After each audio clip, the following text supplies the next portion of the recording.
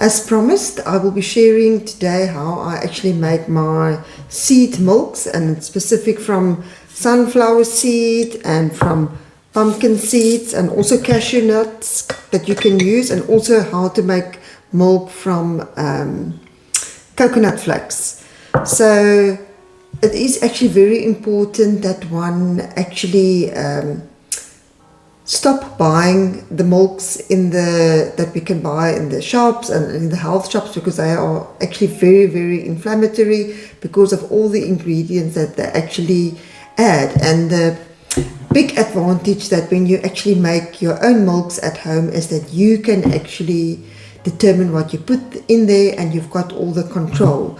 So the reason why we actually focus more on seed milks is because it's more anti-inflammatory. When nuts is higher in omega-6 oils, they are actually very, very healthy. But when you've got inflammation in your body, or if you've got like a specific condition like autoimmune, you actually need to reduce the inflammation that's going on in your body.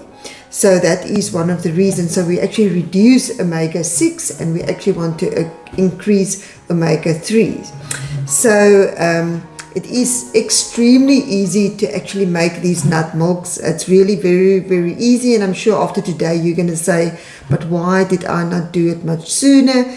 You're also going to save a lot of money. It is actually very handy to have a very strong blender. I've got a Vitamix high split blender that I really love using, but you can also, these nuts are actually quite soft, so you can actually use a lot of the other blenders are actually also going to work. So my seeds are actually also already prepared. So what you want to do, at least you want to soak them overnight, and you want to rinse them. These ones, what I normally do is once a month I actually soak a lot of my seeds and I actually dry them. And then when you've got time, ideally you actually want to soak and sprout them. But if you're in a hurry, at least soak them overnight, dry them. If you know that you're going to make something like a nut milk, you actually don't need to dry it. So you can basically just, every night you can just soak whatever you're going to need for the next day to make your milks. I prefer to make mine fresh every day.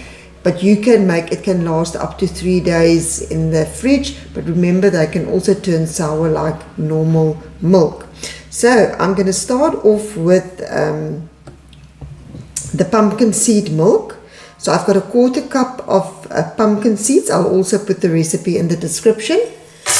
And then I've got a cup of water that I already measured out. And that's it. What you can do is that you can sweeten it with something like honey, but because I'm following an anti-inflammatory diet, I actually cut back on all the sugars, even natural sugars, and I only use 1 teaspoon of honey in a day. So you can put it in your milk, and then it's actually ready to be mixed.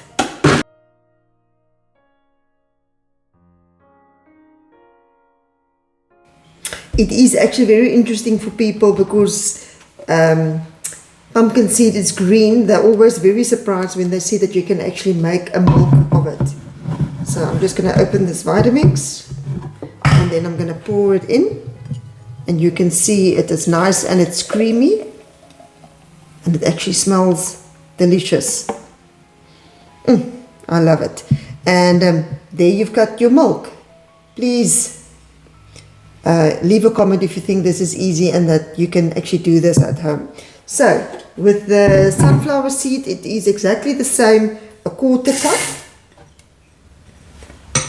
And then I've got a cup of water, again clean water. Remember, we don't want to use tap water.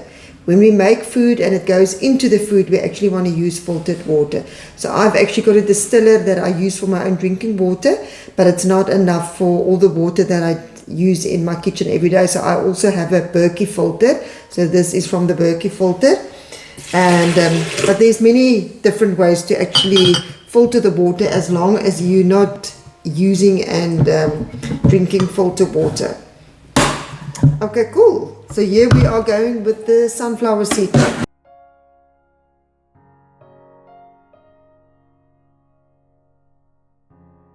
It's actually one thing that I did not know. I only learned it a couple of years into using a Vitamix, that this middle setting you need to turn up very, very slowly, and also when you reduce the speed again, also slowly, because you're actually just going to save the bearing of your machine. Okay, cool. So now we're ready with the next milk. Here you can see you've got sunflower seed milk, and it's so lovely.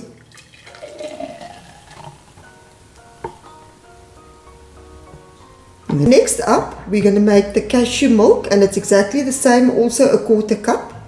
If you of course want like a thicker milk, you just add more of your cashews or of your seeds, and if you want a thinner milk, you just add more water.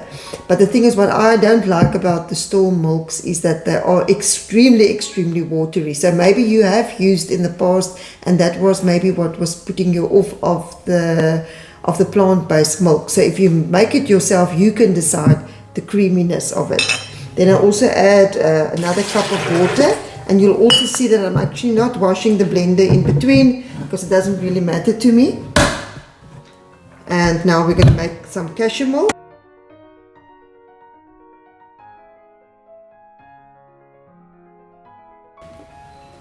And if you don't have a high-speed blender and you're not getting the ideal results with your blender, then you basically soak your nuts in the water overnight, in clean water. Rinse it the next morning, and you skip that drying process, and then you just blend it with your water.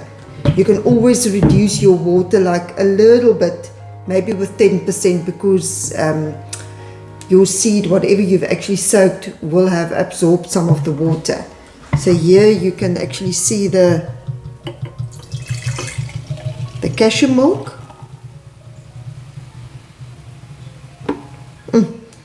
This is actually one of my favorites. Lovely. You can actually see a nice color difference between all the milks. Then next, we're going to do the coconut flakes. We use actually the coarse one. And then you also want to make sure that you buy and look for one where they didn't use sulfur dioxide. And we've got the coconut flakes. And then the only difference is that we are going to use hot water to make the coconut milk.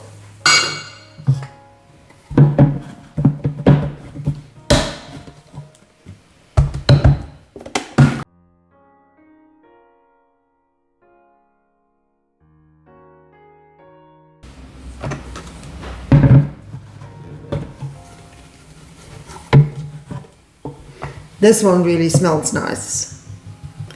So there you've got your coconut milk. And I'll put in a photo that you can actually see the color difference between them. And then I just want to show you, I'm actually quite fortunate to, not where I live, but when I do go into Cape Town, there's a Oranjezicht farmers market. Maybe you've got a farmers market close to you. And I was able to buy actually fresh coconut there, so you can actually just use the coconut pieces. It's already cut up, and you can just actually add your water. And so what I do is, when I do go, I buy 6 or 8 of them, and then I put them in the freezer. They're already put in a bag, so I put it in my freezer, and then I can just use it from there. Lovely to actually make your own milks from the fresh coconut.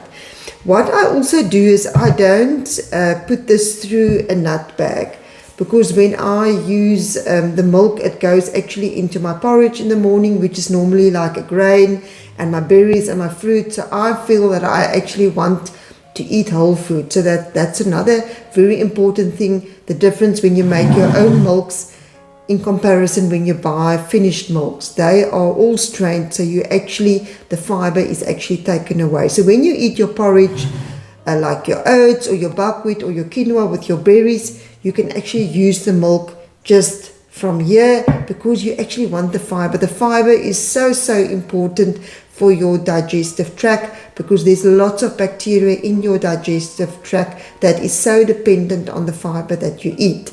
So very important. So I hope you found this very helpful. I love making my own nut milks and seed milks. But as I say, you can follow the same recipe with nuts. You can make Brazil nut milk, you can make almond nut milk, you can make hazelnut milk, I mean you can make walnut milk. They are all amazing. But what we normally do is when we work with clients that is in the inflammation phase, we actually try to stick to the seeds. We can do cashews, we can do coconut, and then we also don't do coconut. People that's got heart conditions and cholesterol issues, they sometimes have a problem with coconut, but there could be different reasons. It could be because the fiber is removed, so you will have to experiment and see. But what I have just found with my husband, because he's got genetic cholesterol, and it actually did come down a lot with us changing his diet, but also then taking away the coconut products. For him, that was extremely helpful to lower his cholesterol. Good day and stay healthy.